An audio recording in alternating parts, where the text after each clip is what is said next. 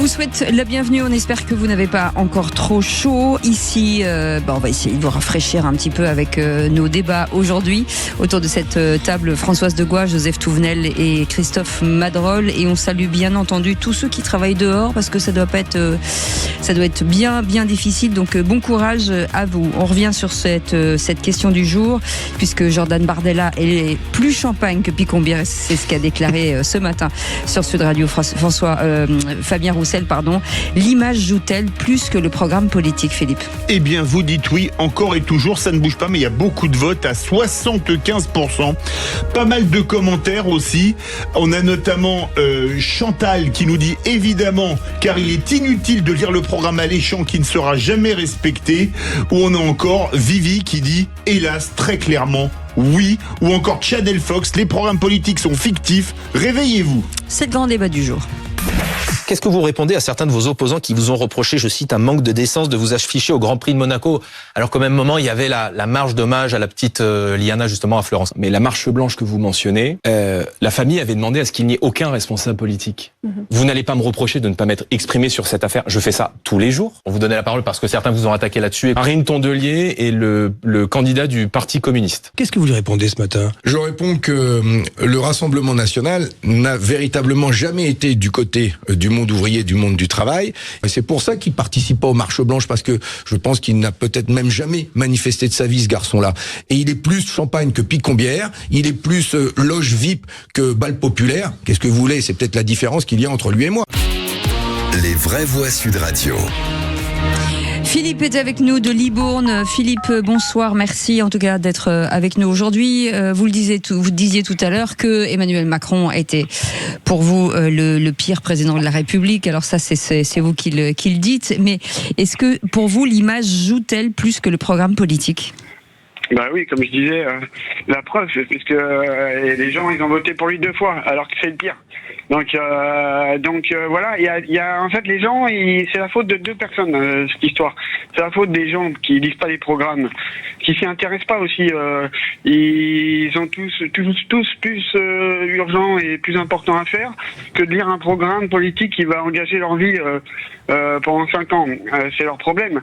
Mais en fait après, faut pas qu'ils s'étonnent. Moi, ce que je vois, c'est qu'à chaque élection présidentielle, le jour d'après, on va dire, la machine à café, tout le monde est pas content. Mais en fait, ils sont pas contents parce que en fait, tous ceux pour qui ils ont voté, c'est des peintres, des marionnettes en fait. Donc, comme ils ont pas lu les programmes des autres, et ben en fait, ils se retrouvent avec le tout venant, comme j'appelle, le tout venant, et c'est la faute des deuxièmes acteurs, donc qui sont les médias, parce que les médias dont vous faites partie, mais bon, vous êtes pas dans les pires, heureusement, c'est pour ça que je vous écoute. Alors on refait la phrase. Vous êtes bien sûr dans les meilleurs. Après, moi, les médias, j'en veux énormément parce que en fait, il faut les élections aussi. Avec les sondages et les médias, allez, on fait des focus sur des trucs qui ont aucune importance, mais par contre, les trucs importants, on n'en parle jamais. Vous voyez, donc c'est facile d'orienter les gens, vous savez. Alors du coup, les gens ils n'ont pas compris que si on s'occupe pas de la politique, c'est la politique qui s'occupera d'eux. Bon voilà, par exemple, je vais prendre un exemple. Les ZFE, enfin c'était dans le programme de toutes les marionnettes. Moi je les appelle les marionnettes, qui sont au pouvoir. Donc les gens maintenant ils sont contre les ZFE, mais en fait ça doit être un argument majeur pour pas voter contre pour eux quoi. Donc du coup déjà ils ont qu'à regarder les programmes de tout le monde, voir qui fait les ZFE et voilà, c'est éliminatoire déjà. Ouais. On commence par ça. On fait par élimination. Donc si après, attendez je finis. En fait si les gens ils râlent après, ça sert à rien. Les cartes c'est pareil. Et tout est pareil en fait. Tout le monde râle, mais personne lit les programmes. Donc après faut pas s'étonner. C'est vrai. Voilà. Et après les médias franchement il va falloir faire faire attention parce que vous savez il y a les médias alternatifs qui arrivent et qui vont faire eux ils font le boulot Allez, allez-y. Allez-y Françoise, honneur aux dames. Moi j'entends tout ce que vous dites Julien, effectivement. Non, c'est Philippe. C'est Philippe. Pardonnez-moi Philippe. Non, pourquoi je pense à Julien. Pardonnez-moi. Donc j'entends tout ce que vous dites, j'ai beaucoup de bémols à mettre. D'abord le premier, c'est que les médias n'ont jamais fait une élection contrairement à ce qu'on peut imaginer. Je rappelle par exemple qu'en 2005, l'ensemble du champ médiatique tous les éditorialistes, toutes les grandes chaînes étaient favorables au oui à la Constitution. Et c'est le non qu'il a emporté très largement. Je rappelle également qu'un grand journal comme Le Monde, par exemple, a pris, et comme beaucoup de médias, fait écosse totalement pour Édouard Balladur en 1995, et c'est Jacques Chirac qui signe la remontada. Donc, il faut pas surestimer la puissance des médias, d'autant plus, et là vous avez raison Philippe, je vous rejoins, vous avez vu l'enquête qui est parue ce matin, et bien désormais, une majorité de Français ne s'informent plus par les médias traditionnels, mais elle s'informe par les réseaux sociaux. Le deuxième point sur Emmanuel Macron, qui est un très mauvais président, j'en suis d'accord avec vous. Ce n'est pas que l'image qui a fait une image pour une image ne fonctionne pas. C'est parce qu'à un moment donné, Emmanuel Macron a incarné quelque chose auquel il y a au moins 20% de gens qui ont cru. Moi, je n'en fais pas partie. Ce qu'on appelle le nouveau monde. Voilà. Ça n'est pas que l'image qui a fait que Emmanuel Macron a été élu. C'est qu'est-ce que cette image incarnait? Et si vous voulez, la cohésion entre ce qu'il était et ce qu'il incarnait dans ses idées. À l'inverse, pourquoi François Fillon chute à ce point? C'est pas tellement sur la gravité, c'est la dichotomie vraiment et le ciseau qui existe entre l'image qu'il a d'un type intègre, etc., plein de morale, et les costumes à 3 000 € et son emploi fictif de son épouse. Christophe Madrol ou Joseph. Une fois n'est pas coutume, mais je suis assez d'accord avec Françoise. C'est assez étonnant, mais bon, c'est peut-être la nouvelle année. Je suis plutôt content. Non, c'est toujours la même année. On va pas changer. Mais on s'est pas vu depuis le mois de janvier, Françoise. On est le 16 juin. Donc bonne année, Françoise. On s'est pas vu depuis le mois de janvier. C'est vrai que janvier, on était déjà en 2026. Sans reprendre l'histoire, effectivement, elle a raison de rappeler le référendum, elle a raison de rappeler l'affaire Balladur, elle a raison de rappeler aussi Macron au départ, ou François Hollande, l'élection de François Hollande. Ah oui, les grands médias ne soutenaient pas les candidats qui ont été élus à la fin. Il se moquait même. Il se moquait. François Hollande, c'était Framboise des Bois et le type.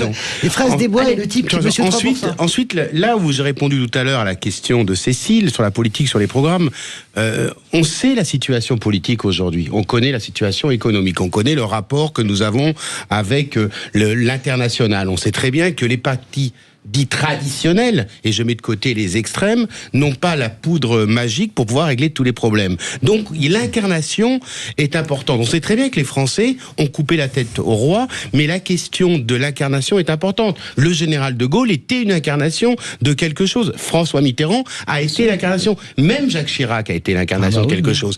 Depuis lors, et on l'a abordé, rappelez-vous sur ce plateau, quel était le dernier président de la 5e, beaucoup de nos leaders parlaient de Jacques Chirac qui effectivement incarnait quelque chose. Depuis lors, c'est beaucoup plus difficile de trouver une incarnation. Et les Français attendent cette incarnation aujourd'hui. Et je crois que le futur président de la République, après ce que nous avons vécu pendant 10 ans, aura besoin effectivement de montrer cette incarnation au-delà du programme politique de fond. Mais l'incarnation n'est pas l'image. C'est ce que je veux dire. Joseph. L'image, indéniablement, ça joue.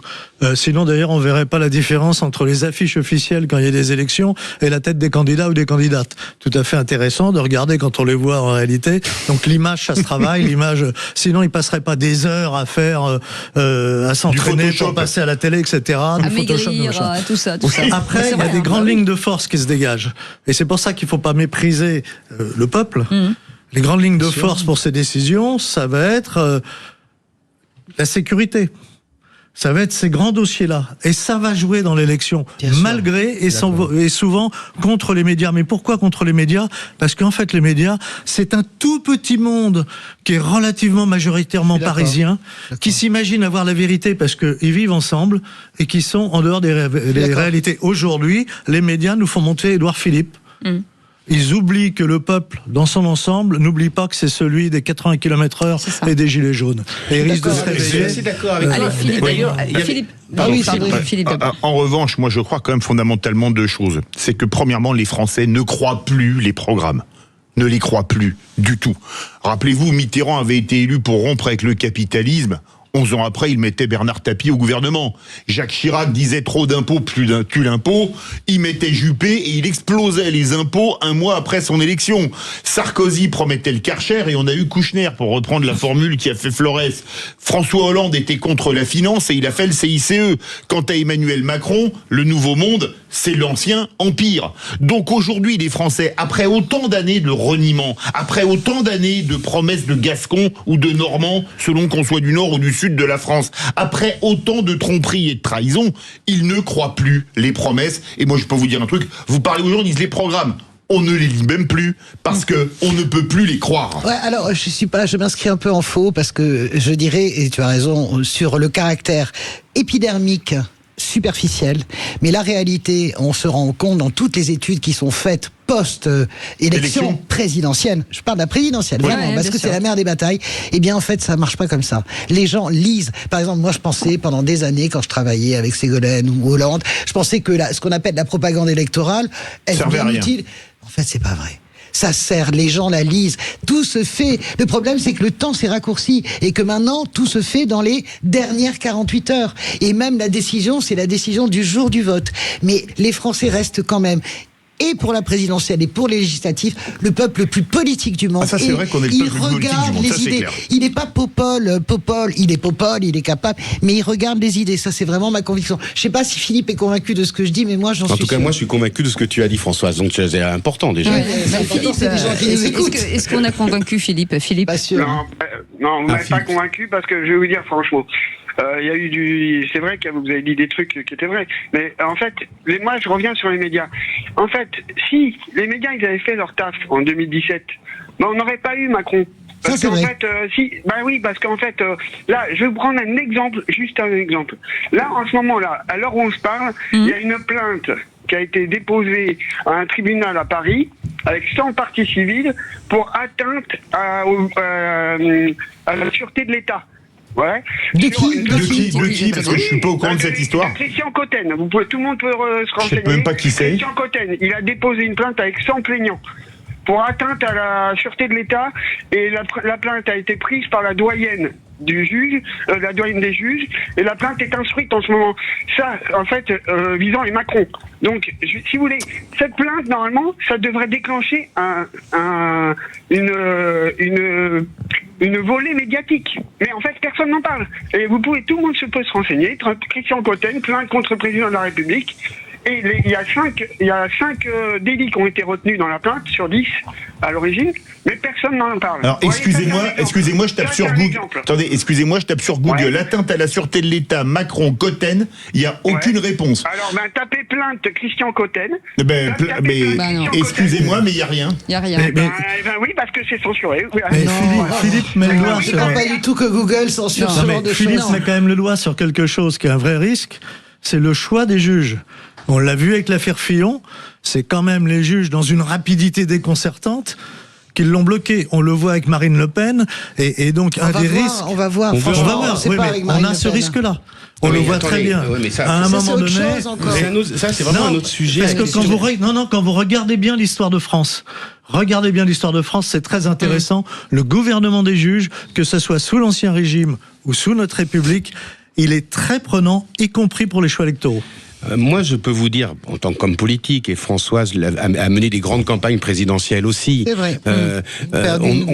On raconte toujours beaucoup de choses sur la justice, au moment des élections présidentielles. Mais on se rend compte que c'est le peuple qui s'exprime. Toujours. Et le peuple est souvent... À la fin, vraiment. Fillon n'a pas pu voter. Ce sera le mot de la fin, les amis. C'est bien les juges qui ont empêché Fillon de se présenter. Merci. Et on a voté Fillon. Il sort le troisième. Merci beaucoup, Françoise. S'il vous plaît, merci beaucoup. C'est la fin de ce débat. Merci beaucoup, Philippe.